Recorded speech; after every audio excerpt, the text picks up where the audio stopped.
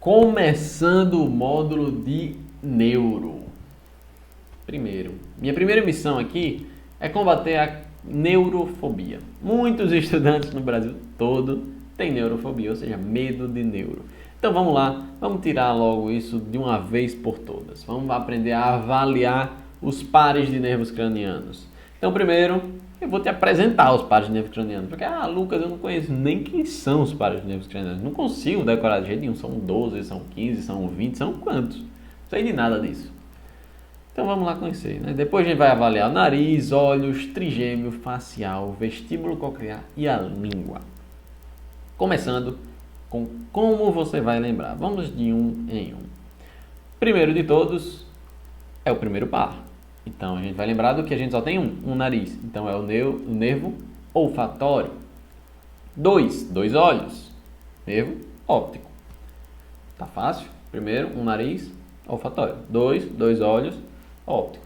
O 3, esse 3, se a gente virar ele vira o meu óculos. 3, não é? Ele vira 3. É o óculo motor. Óculo motor.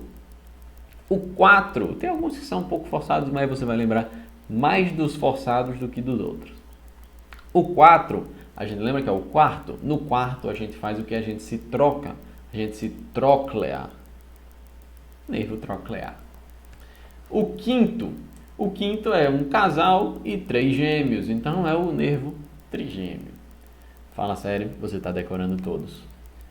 O sexto, na verdade, lembra de todos os outros. Pausa e tenta lembrar dos outros 5. Agora vamos para os próximos. O sexto é o abducente. Abducente, então é o nervo abducente. O sétimo, você percebe que o 7 parece um F, então o nervo facial, trocando o F pelo 7. Nervo 8, né, o oitavo par de nervos cranianos. O 8 de lado é infinito. E o que é infinito? É o estudo para o vestibular. Tem muito assunto para a gente estudar, pelo amor de Deus, quase que não acaba. Então o oitavo é o nervo vestíbulo coclear. O nono é o glossofaríngeo, você percebe que o 9 é um G. O 10º, vocês vão lembrar de mim, porque a aula é nota 10, e eu tenho síndrome de vaso vagal. Como assim? Vou contar uma história rapidinho, tá? Eu estava no museu, estava viajando com minha família, estava no museu do Holocausto. Eu não estou passando bem não, estou meio enjoado, falei pro meu pai. Ele, não, peraí, deixa eu só ver essa pintura que a gente já resolve. Tá. Andando, não estou muito bem não. Deixa eu só ver essa estátua aqui que a gente... Tá. Não estou muito bem não. Deixa eu só ver esse vídeo aqui, eu caí no chão. Então, síndrome vaso vagal, você vai lembrar dessa história e vai lembrar de mim. Vago é o 10. O 11 você vai lembrar que tem 2 uns. Cada um é um brinco. Então, brincos são acessórios. Nervo acessório. E o 12º é o último. Está embaixo da lista, está no final da lista, está embaixo de todos. Hipoglosso. Está embaixo, hipo. Tranquilo? Agora você sabe todos os 12 e vamos aprender a semiologia de todos eles.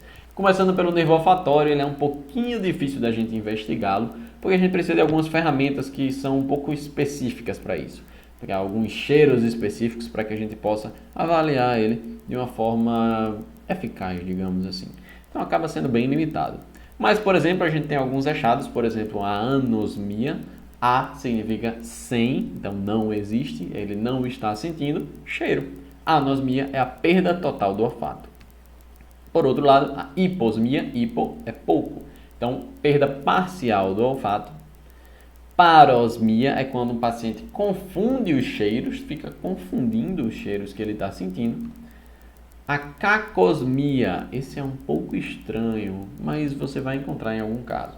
É quando o paciente sente odores desagradáveis. É meio estranho, mas ele sente odores desagradáveis. E a agnosia olfativa é quando o paciente ele tem dificuldade para diferenciar cheiros. Então ele também não consegue diferenciar bem, mas ele consegue diferenciar, ele consegue reconhecer diferentes intensidades de odores, tá?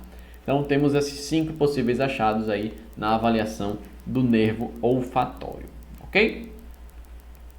Dando seguimento agora para o exame neurológico do olho. Essa parte é talvez uma das partes mais complexas da aula. Então presta atenção. O que é que a gente vai ter aqui? O exame neurológico do olho vai vai envolver 4 nervos, 4 daqueles 12 que a gente viu. Começando pelo 2. O 2 é fácil, o 2 a gente tem 2 olhos, lembra do nervo óptico. Avaliar o nervo óptico vai ser em 3 etapas. Primeiro, acuidade visual.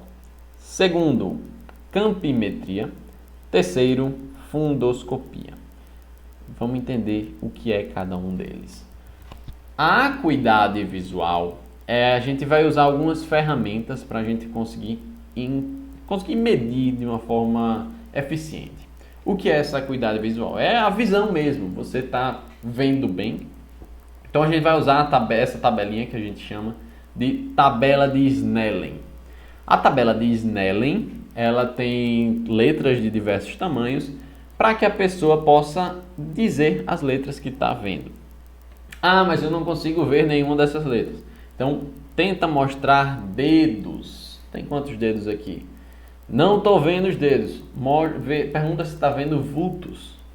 Não estou vendo vultos, só estou vendo luz. Então, luminosidade. Não estou vendo nada. Amaurose. Então, qual é o passo a passo aqui da acuidade visual? Tabela de Snellen, não estou vendo. Dedos, não estou vendo. Vultos, não estou vendo. Luminosidade, não estou vendo. A gente chama de amaurose. A amaurose é a cegueira, é a perda total da visão. Mas são 3 etapas, tá? Nervo óptico, primeiro foi. O segundo é a fundoscopia. A fundoscopia precisa de um aparelho específico que a gente encontra em alguns especialistas, mais dos oftalmos, né? E para fazer essas medições em casos mais específicos de diabéticos, hipertensos, que precisam fazer essa fundoscopia meio que frequentemente. E também a campimetria, que é uma parte do exame físico que pode ser feito na clínica, tá? Para identificar alguma alteração do campo visual do paciente. Como é que a gente vai fazer? Você vai se posicionar na frente do paciente, vai pedir para ele tampar um olho e vai pedir para ele te avisar quando ele parar de ver a sua mão. Isso significa o quê? Ele vai ficar olhando diretamente para você e vai ficar vendo a mão desaparecer com o seu campo visual, com a sua visão periférica. Então é isso que a gente vai medir. Então o nervo óptico foi bem tranquilo. Exame neurológico do olho já começou bem, já começou rico, já começou cheio de coisa. Vamos, porque ainda faltam 3 nervos para avaliar no olho. O terceiro par, vamos lembrar, o 3, ele se deita e vira um óculos, óculo-motor, nervo óculo-motor. E olha o nome, óculo-motor, óculo, olho, motor, motricidade. Então, motricidade do olho. O óculo-motor ele vai trabalhar com os outros 3 aí, ele vai misturar, fazer uma mistureba aí com os outros 3. Ele vai participar junto com o nervo óptico de um reflexo, que a gente chama de reflexo fotomotor. O que é esse reflexo fotomotor? Pega uma lanterna, vai na sua mãe, na sua irmã, vai em alguém que está aí perto de você, pega a lanterna e bota no olho da pessoa. Certo? Bota a luz, tá? A lanterna não, bota a luz no olho da pessoa. E aí, percebe o que acontece com a pupila. Vai ter uma miose. Ah, mas eu não sei o que é miose. Miose, midríase, muita gente confunde. Miose, nome pequeno, pupila pequena. Midríase, nome grande, pupila grande, ok? Então, miose vai diminuir a pupila, midríase aumenta a pupila. Então, no reflexo fotomotor eu vou colocar luz e a pupila vai diminuir. Esse reflexo ele pode ser direto e consensual, a gente vai ter que avaliar os dois. O reflexo fotomotor direto é quando eu coloco no olho direito e eu observo no olho direito uma redução, uma miose no olho direito. E o reflexo fotomotor consensual é aquele em que eu coloco a luz no olho direito e eu vejo no olho esquerdo, eu coloquei a luz no olho direito e eu olhei para o olho esquerdo. Quando eu olhei para o olho esquerdo, estava tendo uma miose também, uma miose mais discreta que o olho direito, mas estava tendo. Esse é o que a gente chama de reflexo fotomotor consensual. fisiológico a gente espera encontrar. Vamos para os próximos. Quarto par de nervo craniano. O 4 é o quarto. O que é que a gente faz no quarto? A gente se troclea. A gente se troca. Então, o nervo troclear, ele vai fazer a inervação principalmente motora do músculo oblíquo superior.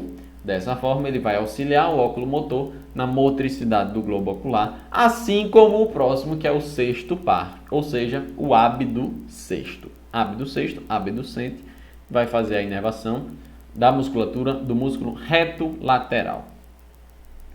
Dessa forma, eu vou até voltar para você poder tirar um print disso, porque isso aí é muito importante, tá?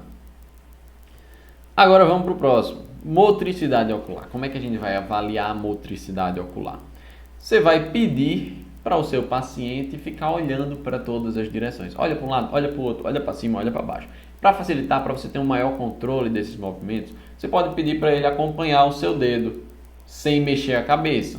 Então, olhando só com os olhos, você vai pedir para ele acompanhar o seu dedo. Dessa forma, você consegue observar se tem simetria dos globos oculares, se eles acompanham o dedo de uma forma igual, certo? Também você vai buscar ptose palpebral, estrabismo nesses casos, para avaliar, nessa avaliação mesmo da motricidade ocular. Mas vamos recapitular um pouquinho. A gente viu o primeiro nervo, o primeiro par, o segundo par, óptico, o terceiro, óculo motor, a gente viu, quarto, o troclear, a gente viu, o sexto, a gente viu o abducente, beleza, mas faltou um que a gente pulou, volta um pouco, vamos falar do trigêmeo.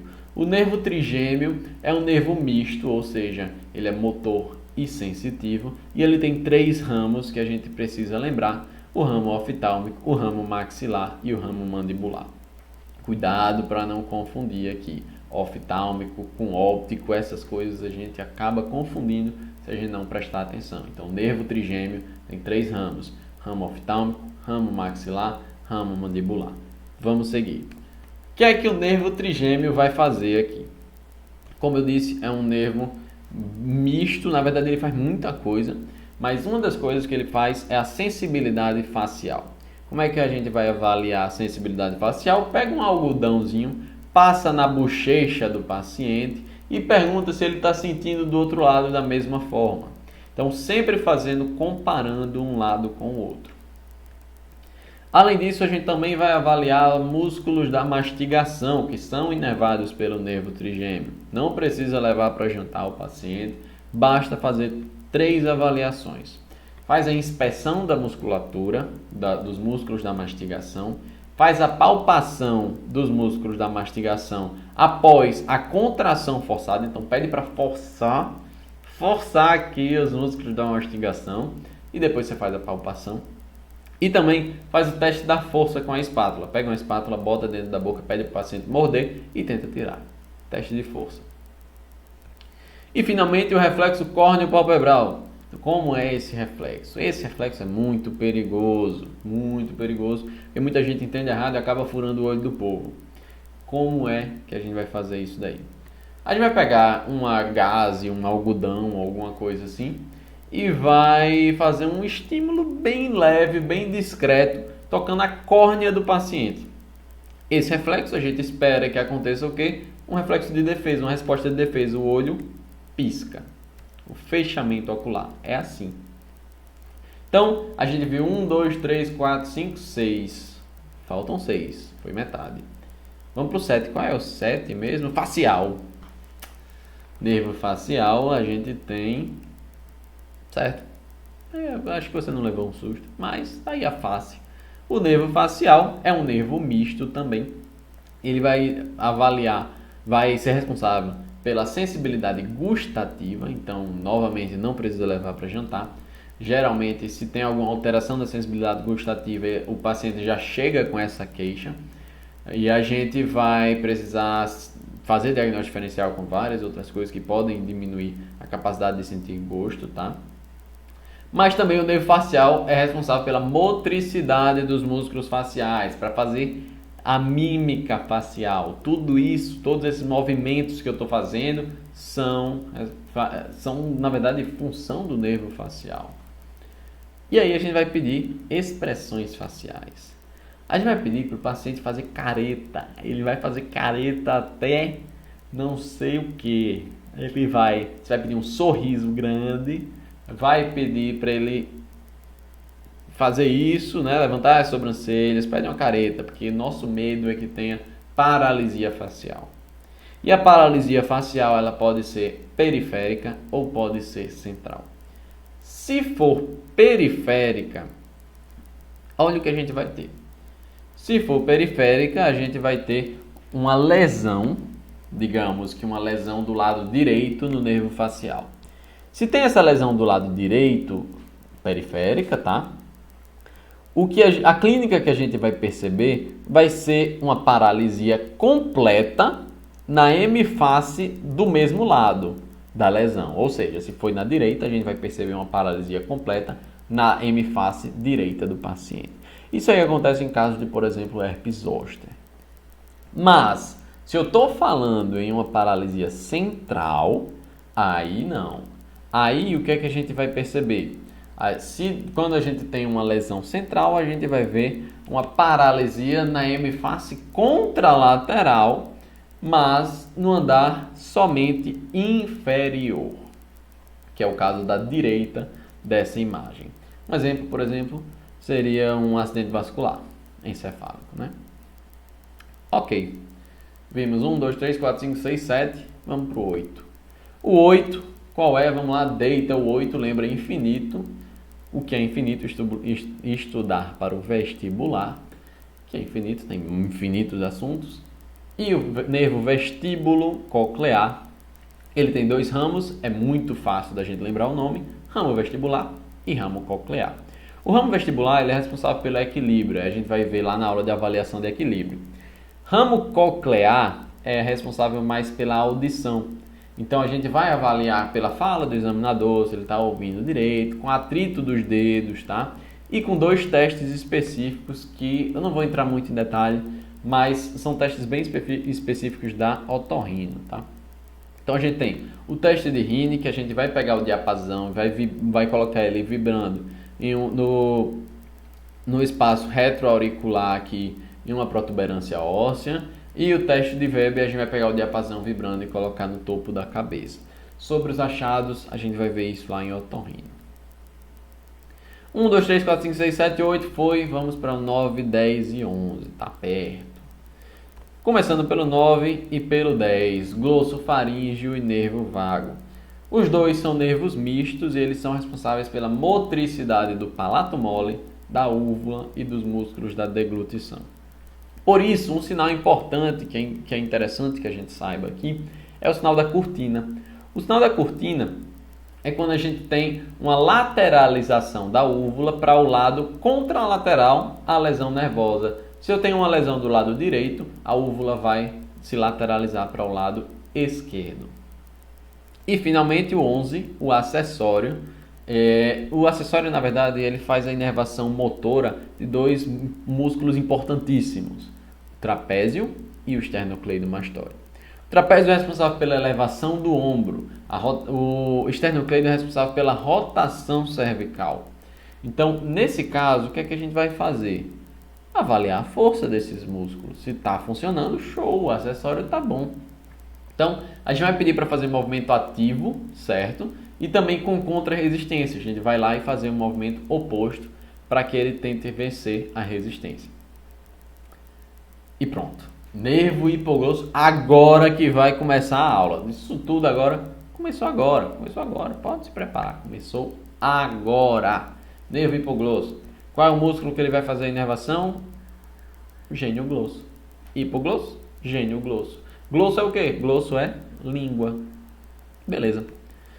O que é que a gente vai avaliar na língua? A gente vai fazer a inspeção da língua, certo? Vai procurar alguma alteração evidente na inspeção. Vai fazer a palpação na bochecha e avaliar a movimentação interna e externa da língua. Peraí, palpação da bochecha? Você espera fazer palpação da língua direto? Não. Você vai avaliar a força da língua pedindo para o paciente colocar a língua na bochecha. E aí você vai palpar para avaliar essa força. E Se houver desvio da língua, pediu para o paciente colocar a língua para fora, se tem um desvio para a direita, a gente pode acabar pensando em uma possível lesão do nervo aí no mesmo lado, então do lado da direita, por exemplo. Finalmente, vimos todos os 12 nervos. O backup, eu vou ser bem simples. Eu quero que você lembre qual é cada um desses nervos, certo? Então, tá aí todas as dicas que a gente deu. Revise essa aula quantas vezes for necessário, mas ela é muito importante para a semiologia neurológica. Tira o print, salva isso daí, não esquece de jeito nenhum. Depois dessa aula, desliga tudo e tenta lembrar quais são os 12 nervos. Se você conseguir lembrar, já tá massa. Beleza? Espero que tenha gostado. Até a próxima aula.